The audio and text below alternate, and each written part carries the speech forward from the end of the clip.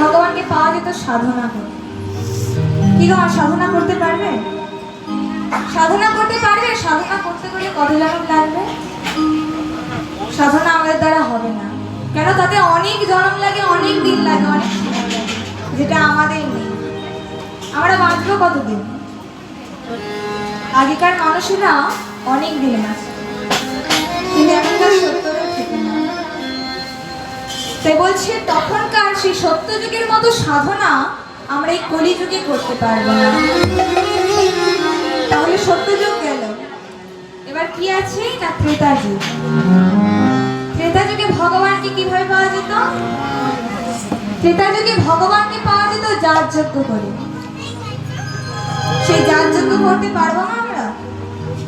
বড় বড় যজ্ঞ সেসব করতে পারবো? এখনকার যজ্ঞ হয়? হয় কি হয় না? হয় কি হয় না? হয়। তখনকার দিনের মতো বড় বড় হয়? হয় না। এখনকার কিছু করতে গেলেই কৃপণ হয়। এত তেল দেবো, ঘি দেবো, নানা দরকার এইগুলোই হয় যার যজ্ঞে। কিন্তু তখনকার দিনে এসব ছিল না। তখনকার দিনের মতো যার যজ্ঞ এখনকার কলিযুগে কেউ করতে পারবে না। তাই ত্রেতা যুগও চলে গেল। এবার আছে দাপর যুগ। দাপর যুগে কিভাবে ভগবানকে পাওয়া যেত? এদিকে এদিকে, ভগবানকে কিভাবে পাওয়া যেত দাপর যুগে? পূজা অর্চনা করে পাওয়া যেত। পূজা অর্চনা তো এখন হয়, সবার ঘরে পূজা অর্চনা হয়? হয় না? হয়, তাহলে হ্যাঁ বলতে ক্ষতি কোথায়? হয় তো।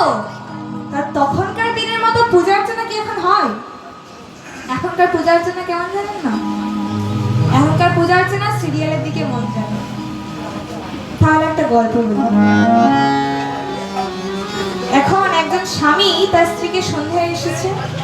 তার স্বামী স্ত্রীকে বলছে, দেখো সন্ধে তো হয়ে গেল, সন্ধে দেবে না? বলছে দাঁড়াও দাঁড়াও, আমি ভুলে গিয়েছিলাম, সন্ধে হয়ে গেছে, দিচ্ছি দিচ্ছি। টিভির গোড়ায় বসে আছে, বলছে হায় রে, এই সময় সন্ধ্যেটা হতে হলো? আমার ভালো সিরিয়ালটা শুরু হয়েছে, আমি এখনই সন্ধে দেবো? যাক দিচ্ছি। সন্ধে দিতে গেছে, সন্ধ্যা বাতি জ্বেলেছে, ধূপ জ্বেলেছে, আরতি করছে, করতে করতে শুরু হয়ে গেছে সিরিয়াল। ছুটে চলে গেছে সিরিয়ালের গোড়ায়, দেখে নিয়ে আবার চলে এলো। বিরতি হয়েছে, বিরতি যতক্ষণ হচ্ছে তখন আবার আরতি করছে হরে কৃষ্ণ নাম করতে করতে। আবার যখন বিরতি শেষ হয়ে গেছে তখন আবার ছুটে চলে গেছে। এটাই হলো এখনকার পূজা অর্চনা। মনটা ভগবানের কাছে কজন দেয়? ভগবানকে কজন ভক্তি ভরে ডাকে না? ডাকলে তো সবাই ভগবানকে পেয়ে যেত। তাই আমরা সেই বিশ্বাসটা ভগবানের প্রতি রাখতে পারছি না। সেই বিশ্বাসটা ভগবানের প্রতি আমাদের নেই। তাই ভগবান আর কৃপা করছে না। তাই দাপর যুগের মতো পূজা অর্চনা, বড় বড় পূজা অর্চনা আমাদের এই কলিযুগে কেউ করতে পারবে না। কিন্তু এই তিনটে যুগের থেকে এই কলিযুগ, কলিযুগে কি বলেছে জানেন না? কলিযুগে বলেছে যে তোমায় কিছু করতে হবে না, কিছু মন্ত্র পূজা যাগযজ্ঞ সাধনা কোন রকম কিছু করতে হবে না। শুধু কি করতে হবে? তোমাদের এই ভক্তি আর এই নয়ন জলটুকু ভগবানের কাছে, এটুকুও যদি না দিতে পারো তাহলে বলছি শুধু এই যে হরিনাম, হরিনাম শ্রবণ করছো, হরিনাম শ্রবণ করেও একজন উদ্ধার পেয়েছিল, বদনে বলেও উদ্ধার পেয়েছিল। কে পেয়েছিল? বদনে হরিনাম বলে উদ্ধার পেয়েছিল সুখদেব গোস্বামী প্রভুপাদ। আর আর এই নাম শুনে উদ্ধার পেয়েছিল মহারাজ পরীক্ষিত। তাই তাদের মতো যদি আমরা মন দিয়ে হরিনামটুকু শুনি তবে কিন্তু আমরা উদ্ধার হতে পারি। কিন্তু এখনকার হরিনাম দেখতে কজন আসে? আর যদিও আসে, কি উদ্দেশ্যে আসে জানেন না? অনেকজন আসে, কেউ আসে চল দিদি গিয়ে কোন শিল্পী এসেছে দেখে আসি, কিংবা মনে মনে হয়তো হয়তো হয়। আবার কেউ কেউ আসে, আসবে কিন্তু এসে হ্যাঁ দিদি তোদের তোদের পাড়ার বউটা ভালো ভালো লুচি করতে পারে না? কিংবা হয়তো গল্প জুড়ে তো এইটা না হোক অন্য গল্প জুড়ে তো আসরের সামনে বসে গল্প শুরু হয়ে যায়। আবার অনেকে আসে ঘুরতে, তবে চক গিয়ে কি খাওয়া দাওয়া দোকান ফোকান বসেছে খেয়ে নিয়ে চলে যাচ্ছে, আসে তো। হ্যাঁ, তো এখনকার হরিনাম সত্য এইরকম মানুষ আসে।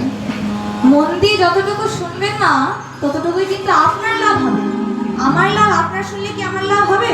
হবে না। আমি যতটুকু বলবো ততটুকু আমার লাভ, যতটুকু শুনে নেবেন আপনারা ততটুকু আপনাদের লাভ। তাই বলছে কীর্তন কাকে বলে? আপনারা যে শ্রবণ করতে এসেছেন, কীর্তন কাকে বলে? কাকে বলে জানেন? সংকীর্তন কাকে বলে? আমরা যে ঠিকানায় বাস করি এটা কিন্তু আমাদের আসল ঠিকানা নয়। না, আমাদের আসল ঠিকানা কোথায়? না, আমাদের আসল ঠিকানা হলো গোলকধাম। ভগবান আমাদের মতো জীবদের বারবার বোঝাতে চেয়েছেন, হে জীব, আগে বোঝো, আগে জানো যে তুমি কোথায় থেকে এসেছো এবং যাবে কোথায়। মনটাকে শুদ্ধ করে নাও, মনের বিচার করে নাও, কীর্তন বলে নাও, একবার হরি বলে নাও বাবা, কারণ শেষের দিনে বলার সময়টুকু পাবে না।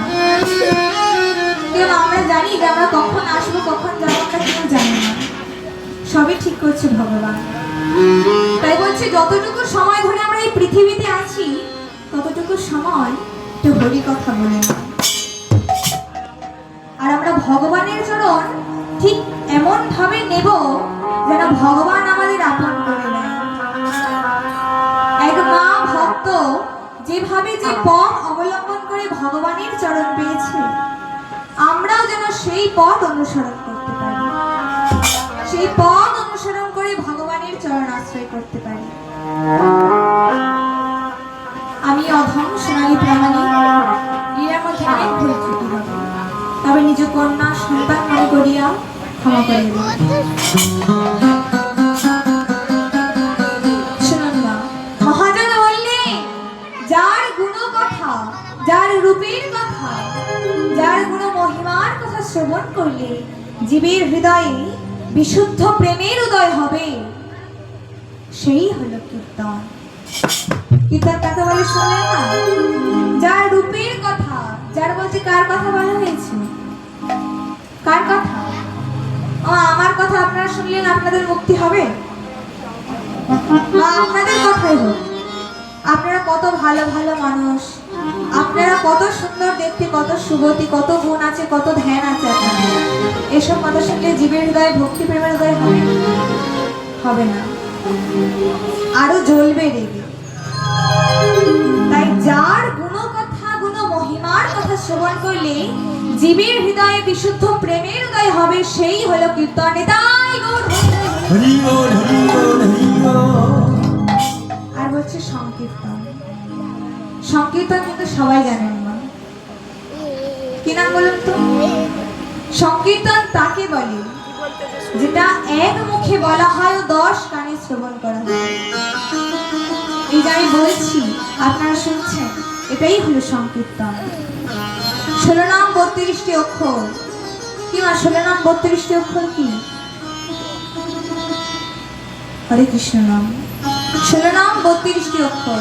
তাই লীলা প্রবেশের আগে আমরা এই নামকে একটু ঢুকবো, কারণ এই নাম ছাড়া গতি নাই। আমাদের এই নাম ভগবানের চরণ আশ্রয় করিয়ে দেবে। কলিযুগে মহানাম সংকীর্তন, এই 16 নাম 32টি অক্ষর, এটাই হলো সংকীর্তন। আর দেখুন না, কত রাজা আছে, কত মন্ত্রী আছে, তাদের গুণের কথা, রূপের কথা শুনলে কি জীবের হৃদয়ে ভক্তি হৃদয় হবে? হবে না।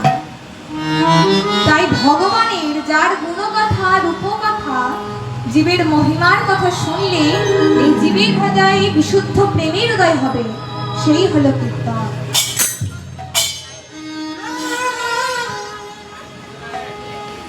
জয় রাধে। সবাই মিলে তো হরে কৃষ্ণ নাম গাইব।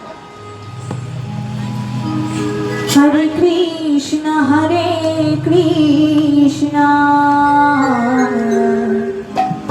কৃষ্ণ কৃষ্ণ